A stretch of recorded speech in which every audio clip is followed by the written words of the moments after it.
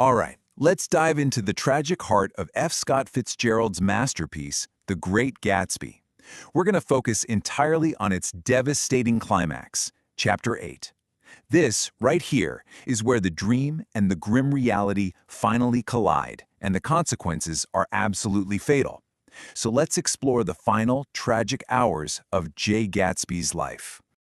So the chapter kicks off with our narrator, Nick Carraway, and he is just completely unsettled.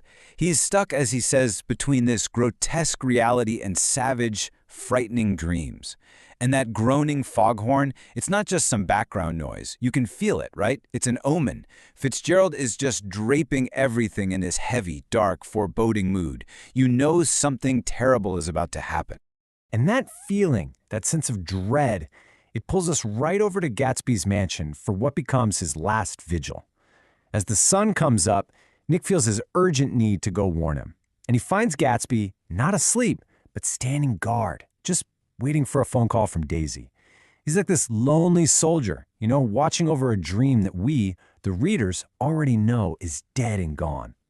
Gatsby's house itself has become the perfect metaphor for his dream. I mean, think about it. This is the place that used to just blaze with light and music, right?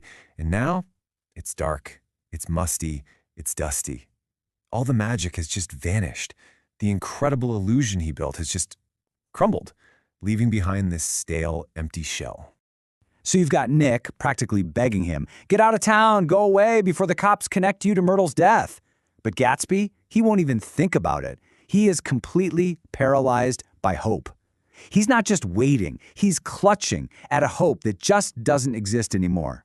That powerful devotion has become the very thing that chains him to the scene of his own failure. So why? Why is he holding on so tight? Well, to get that, we have to go back to the beginning. With his whole Jay Gatsby persona completely shattered by Tom, Gatsby finally lets his guard down. He tells Nick the real story of him and Daisy.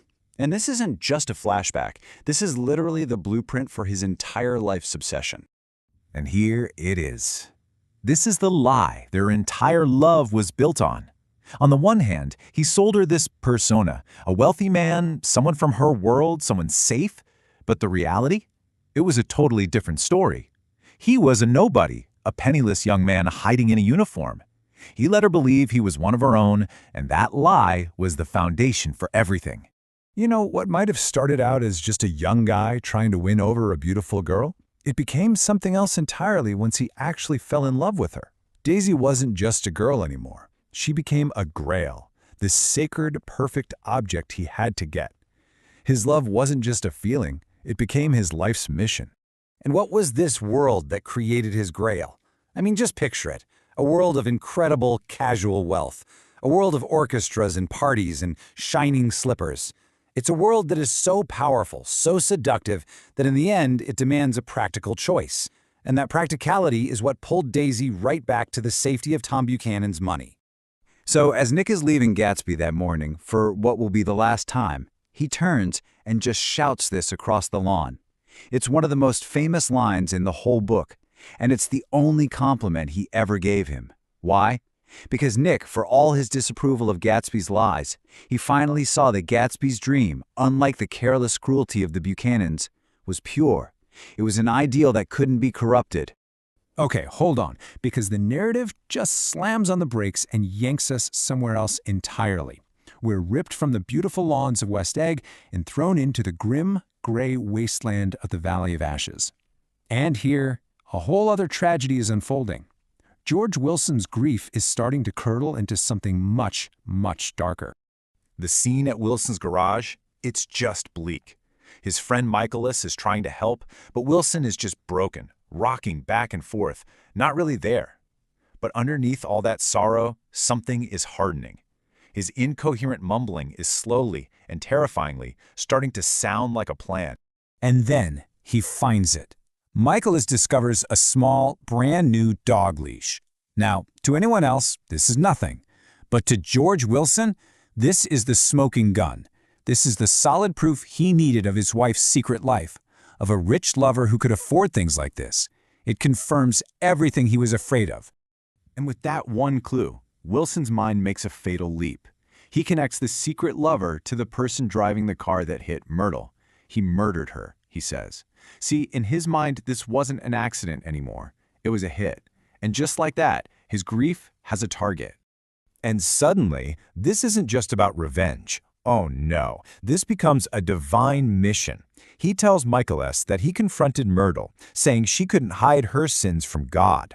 He doesn't see himself as just a grieving husband anymore. He's an instrument of God's justice. But here's the kicker. Maybe the most tragic, ironic twist in the entire novel. The God that Wilson is talking about, the God whose judgment he's about to carry out, it's a billboard. An old, faded advertisement for an eye doctor with these giant eyes looking out over the wasteland. In this godless world, the only higher power is a commercial. So now you see it, right? The two tracks are laid. You have Gatsby clinging to the ghost of his dream in West Egg, and you have Wilson hunting the man he thinks murdered his wife. Two men, both driven by their own destructive obsessions, are now on a collision course, and there's no stopping it. And let's just trace Wilson's journey for a second.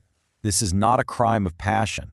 The man walks for hours, slowly and deliberately making his way across Long Island. Yeah, they say he was acting sort of crazy, but his purpose was laser-focused. This is a methodical, patient hunt. Just look at the two of them in these final moments. It's like night and day. Gatsby is totally passive. He's floating, waiting, still holding out for that call. Meanwhile, Wilson is all action. He's armed, he's determined, he's moving with a lethal purpose. Hope is about to get run over by vengeance. And that brings us to the devastating end. The dream is over. Now, to describe it, Fitzgerald uses a word that's really shocking to us today: Holocaust. It's important to know that in the 1920s, that word simply meant a complete and total destruction, usually by fire, a sacrificial annihilation. And that's exactly how he sees the end of this story. Nick imagines what must have been going through Gatsby's head right at the end, floating in that pool. He must have finally known it was over, that he had lost the old warm world, that without his dream, the real world was just an ugly, frightening place. He'd simply paid the price for living too long with one single obsession. The climax, when it comes, is just brutal in its simplicity. There's no big struggle, no final words, just the sound of shots. A sound so unremarkable the chauffeur almost doesn't even notice it. A spectacular life ending in a moment of quiet, almost casual violence. The image of the aftermath is just haunting. A thin red circle in the water, and the mattress just drifting aimlessly. All that incredible energy of Gatsby's life, the parties, the ambition, the roaring 20s, it's all reduced to this silent, lonely, and deeply tragic image. And then, when they find Wilson's body a little ways off in the grass, the tragedy is sealed. The hunter and the hunted, both dead. The destructive paths of two men, each one broken by his own version of the American dream, have reached their final, awful destination. The Holocaust was complete. So we're left wrestling with this question, aren't we? Nick admired Gatsby's dream, calling it incorruptible. And yet that very same devotion led to crime, delusion, and the deaths of 3 people. So was it a beautiful ideal that really did make him better than that rotten crowd? Or was it a dangerous, destructive illusion that ended up consuming him and everyone else in its path? That question, that's the tragic, beating heart of The Great Gatsby.